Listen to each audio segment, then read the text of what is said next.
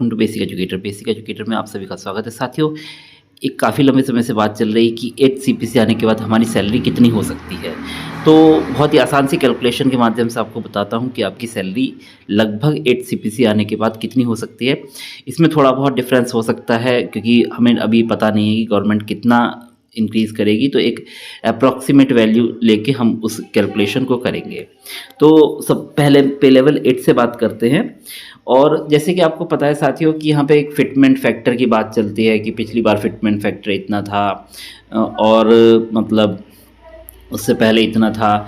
आपको पता है कि 7th पे कमीशन जो था उसमें हमारी जो सैलरी थी वो सबसे कम इंक्रीज़ हुई थी। उससे पहले 6th पे कमीशन जो था उसमें हमारी सैलरी सबसे ज़्यादा इंक्रीज़ हुई थी। मतलब 7th पे कमीशन में अप्रॉक्सीमेटली बताते हैं कि जो इफ़ेक्टिव इंक्रीमेंट था वो लगभग 14% के आसपास था। जो आपका 6th पे कमीशन था उसमें लगभग 52% के आसपास था इफ़ेक्टिव इंक्रीमेंट। तो यहाँ पे हम उसका लगभग एवरेज लेके चलेंगे, इतना कम भी नहीं इतना ज़्यादा भी नहीं। हमको पता है लगभग गवर्नमेंट इस बार शायद कुछ अच्छा करे, तो एक एवरेज वैल्यू उसकी लेकर चलेंगे।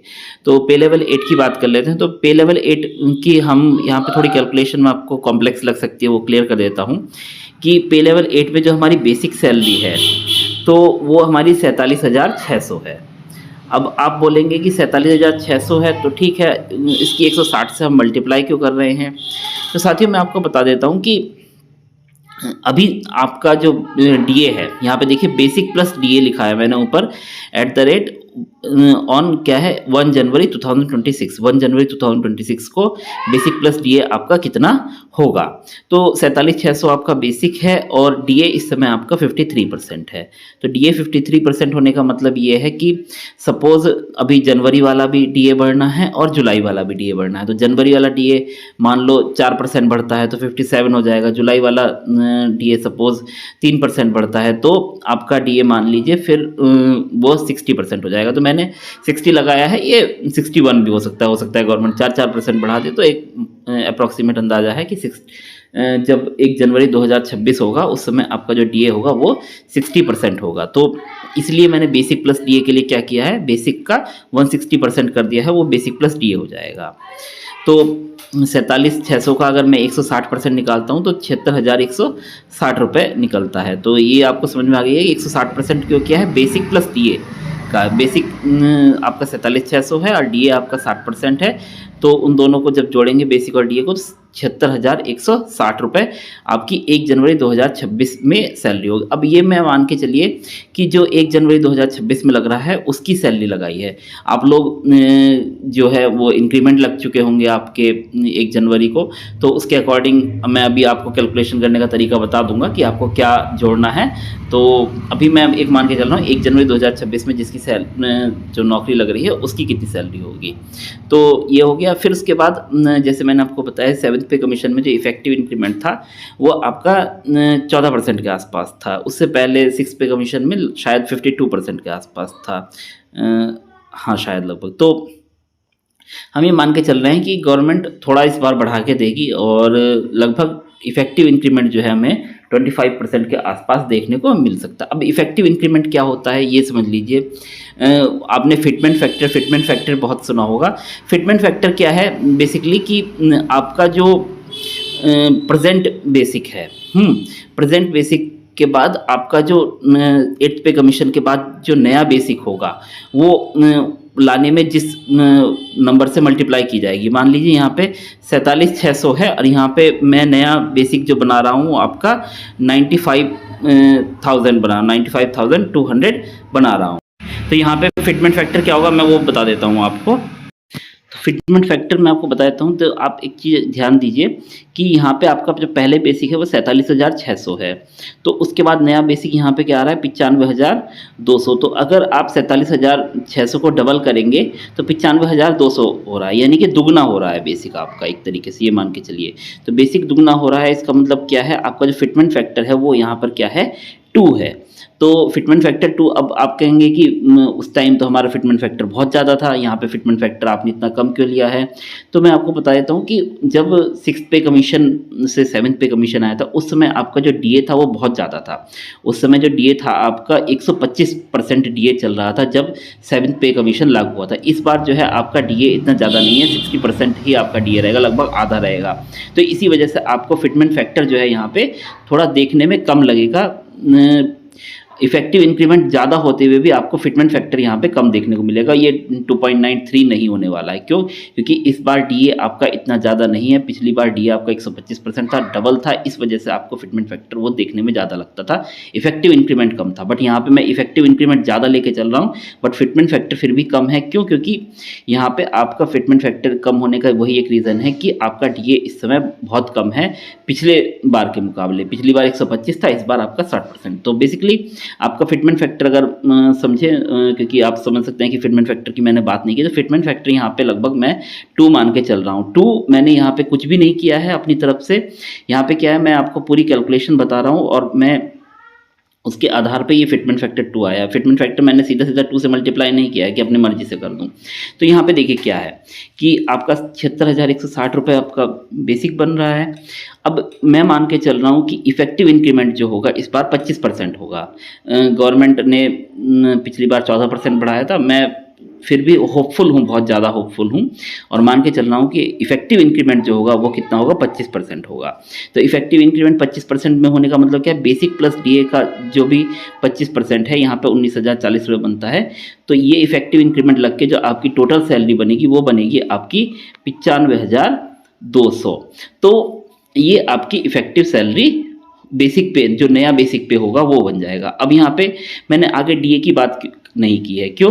क्योंकि सैलरी बनाते हैं, क्योंकि डीए जो है वो आपका क्या हो जाना है, वो जीरो हो जाना है डीए उसके बाद। तो आपका डीए जो है वो कम्प्लीटली जीरो हो जाएगा। नया डीए शुरू होगा, 2%, 4%, 5% जो भी वो बढ़ाते हैं वो अलग बात है। उस समय डीए आपका जीरो हो जाएगा। तो ये 95,200 आपका क्या हो गया, बेसिक हो गया। इसके पीछे फॉर्मूला क्या लगाया है, आपका 60% उस समय डीए है, बेसिक और डीए को जोड़ दिया है। इफेक्टिव इंक्रीमेंट में 25% मान के चल रहा हूँ, तो उसके हिसाब से 25% के हिसाब से मैंने इतने रुपए बढ़ा दिए हैं और टोटल इन दोनों को मैंने क्या कर दिया है, जोड़ दिया है। और जोड़ने के बाद जो कैलकुलेशन करता हूँ मैं, 95,200 को अगर 47,600 से भाग देता हूँ तो पाता हूँ कि आपका जो फिटमेंट फैक्टर है वो लगभग 2 आ रहा है। अब मैंने 2 भी बता दिया है। 2 क्यों आ रहा है? क्योंकि आपका यहाँ पे डीए कम है। इस बार फिटमेंट फैक्टर आपको इसलिए कम देखने को लग रहा है। पिछली बार फिटमेंट फैक्टर देखने को ज़्यादा इसलिए लग रहा था क्योंकि उस समय डीए आपका बहुत ज़्यादा था, 125% था। अब टीए मैंने 4,000, टीए 1,800 है इस समय, फिर डीए ऑन टीए भी लगता है। मैंने फिर वही बात आएगी, यहाँ पे डीए मैंने जीरो कर दिया है क्योंकि डीए इस बार मतलब उस समय डीए क्या हो जाता है, जीरो हो जाता है जब भी नया पे कमीशन लगता है। तो यहाँ पे टीए आपका मान लीजिए 1,800 रुपये है और 50% उस पर वो लगा लेता हूँ मैं अभी, तो 2,700, तो लगभग 2,700 रुपये है। तो आपको पता है कि जो वाई और जेड सिटीज़ जो हैं वो आपकी उसमें 1,800 रुपये आपका टीए होता है। जो एक्स सिटीज़ होती हैं उसमें 3,600 रुपये टीए होता है। तो 2,700 रुपये है, तो इसमें भी टीए में भी हर पे कमीशन में इंक्रीमेंट लगता है, टीए भी आपका बढ़ा के दिया जाता है। तो 2,700 रुपये इस समय प्रेजेंटली आपको मिल रहा है लगभग, तो 2,700 कुछ रुपए, तो हम मान के चल सकते हैं कि लगभग 4,000 रुपये आपको टीए मिल सकता है। हो सकता है इसमें थोड़ा बहुत बढ़ोतरी भी आपको देखने को मिल जाए, मतलब लगभग 4,000 तो आपको देखने को मिलेगा ही। फिर एचआरए आपका देखिए रेट्स रिवाइज होते हैं हर बार। पिछली बार आपका 8% रखा गया था, फिर 8 से वो 25% होने के बाद 9% हुआ, फिर 50% डीए होने के बाद 10% हुआ। तो 10% आपका जेड सिटीज़ में, वाई सिटीज़ में आपका 20% और आपका एक्स सिटीज़ में 30% था। तो मैंने सबसे कम वाला एचआरए लिया है, 10% मान के चल रहा हूँ। तो एक्स सिटीज़ जो होंगे उसके हिसाब से आपका एचआरए बढ़ भी जाएगा। अब पिछली बार इतना था, हो सकता है इस बार थोड़ा कम करे, ज़्यादा करे, बट कम तो नहीं करना चाहिए। पर देख लेंगे, मतलब लगभग इसके आसपास ही रहेगा, थोड़ा बहुत ऊपर नीचे हो सकता है, बट इसके आसपास ही रहेगा। हो सकता है अभी 10% है तो बेसिक आपका बहुत ज़्यादा हो जाएगा, तो हो सकता है कि एचआरए थोड़ा सा 8% कर दे फिर से, तो इतना बहुत बड़ा डिफरेंस यहाँ पे नहीं आएगा। तो तो मतलब लगभग हम 10% मान के चल रहे हैं, 10, 20, 30 वाला ही स्लैब मान के चलेंगे। जो वाई सिटीज़ में है वो तो 20% मान लीजिए, जो एक्स सिटीज़ में है वो 30% मान लीजिए। तो 10% के हिसाब से कैलकुलेशन की गई है। तो यहाँ पे आपका 9520 आपका HRA हो जाएगा। टोटल सैलरी आपकी बन जाएगी 1,08,720 और एनुअल सैलरी मैं 12 से अगर इसकी मल्टीप्लाई कर दूँ 13,04,640 तो इसी प्रकार से आपकी पे लेवल 7 की सैलरी बना सकते हैं। तो पे लेवल 7 में जो आपका बेसिक होता है वो 44,900 होता है और आपका 160% 60% डीए के हिसाब से 160% कर दिया तो 71,840 हो गया। इंक्रीमेंट में 25% मान रहा हूँ कि इफेक्टिव इंक्रीमेंट आपका 25% रहेगा तो 17,960 और इनको दोनों को जोड़ता हूँ तो 89,800 रुपीज़ होता है। और अगर आप 89,800 को इससे डिवाइड करते हैं 44,900 से तो पाते हैं कि आंसर जो आता है 2, यानी कि फिटमेंट फैक्टर यहाँ पे भी आपका 2 ही रह रहा है। तो टीए में वही 4,000 मान लो, HRA आपका 10% के हिसाब से आपकी जो सैलरी बनती है लगभग वो 8 पे कमीशन के बाद 1,02,780 रुपये और एनुअल सैलरी उसके अकॉर्डिंग आप 12 से मल्टीप्लाई कर सकते हैं।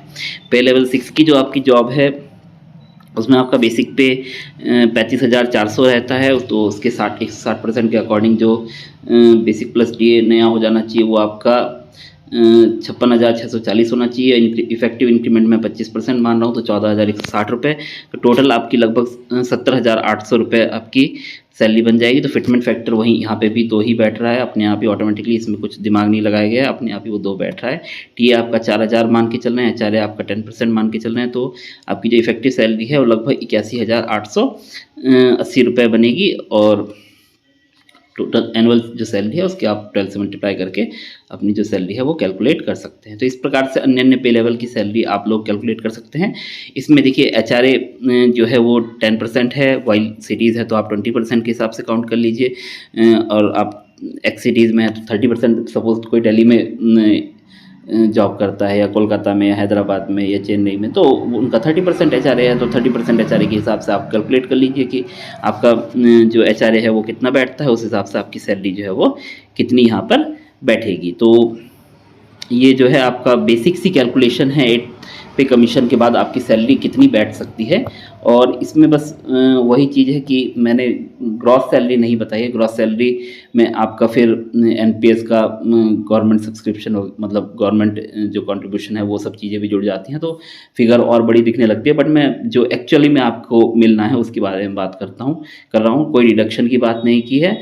और जो आभासी जो NPS का गवर्नमेंट शेयर आपको अमाउंट दिखता है अपनी पे स्लिप में वो आभासी पैसों की भी मैं बात कर रहा हूँ, ये एक्चुअल में जो आपको मिलना है उसकी बात यहाँ पे चल रही है। बाकी डिडक्शंस के बाद आप देख लीजिएगा कितनी आपकी बैठ सकती है। तो कुल मिला के इतनी जो सैलरी है वो आपकी है। इसमें अगर आपको कुछ कैलकुलेशन मिस्टेक या कुछ नज़र आती है तो आप लोग कमेंट में बताइएगा, उसमें मैं सुधार करके आपको अगले वीडियो में बताने का प्रयास करूँगा। बाकी मेरे अकॉर्डिंग जो मैंने फॉलो किया है 6 पे कमीशन से लेके 7 पे कमीशन तक, तो इसके आसपास ही आपके रह सकती है। इंक्रीमेंट 25% की जगह हो सकता है 20% दे दें, है ना, तो मतलब इसमें थोड़ा गिरावट भी आपको देखने को मिल सकती है। बाकी जो लोग ऑलरेडी वर्क कर रहे हैं उनकी बात मैं बता देता हूँ। तो इसी के बेस पर आपको 1 जनवरी में आपका बेसिक क्या रहेगा, 1 जनवरी में आपका बेसिक क्या रहेगा उसके अकॉर्डिंग आप उसको 160 से उसका 160% निकालें। फिर उसके बाद जो 160% आया है उसको 1.25 से मल्टीप्लाई कर दें उसके इंक्रीमेंट 25% इंक्रीमेंट के लिए। फिर उसमें टीए लगभग 4,000 जोड़ लीजिए। जो एक्स सिटीज़ हैं, एक्स सिटीज़ का टीए ज़्यादा होता है तो उस हिसाब से अगर यहाँ पे 4,000 है तो एक्स सिटीज़ में मान लीजिए आपका टीए इसका डबल हो जाएगा तो टीए 8,000 हो जाएगा, ये मान के चलिए। अगर वाई एक्स मतलब इमीडिएटली डबल होता है, मतलब 1,800 वहाँ है तो ऊपर एक्स सिटीज़ में 3,600 था तो इसका डबल मान लीजिए अगर आप एक्स सिटीज़ में है। तो HRA है तो HRA उसके अकॉर्डिंग आप अपना 20-30% जो भी है वो कर लीजिए और फिर उसके बाद आप अपनी सैलरी कैलकुलेट कर सकते हैं। तो इस तरीके से आप इजीली अपनी जो 8 पे कमीशन के बाद सैलरी बैठ सकती है उसको आप यहाँ पर कैलकुलेट कर सकते हैं। तो कमेंट में बताइएगा कि आपकी जो सैलरी है वो कितनी बैठ रही है। Thank you.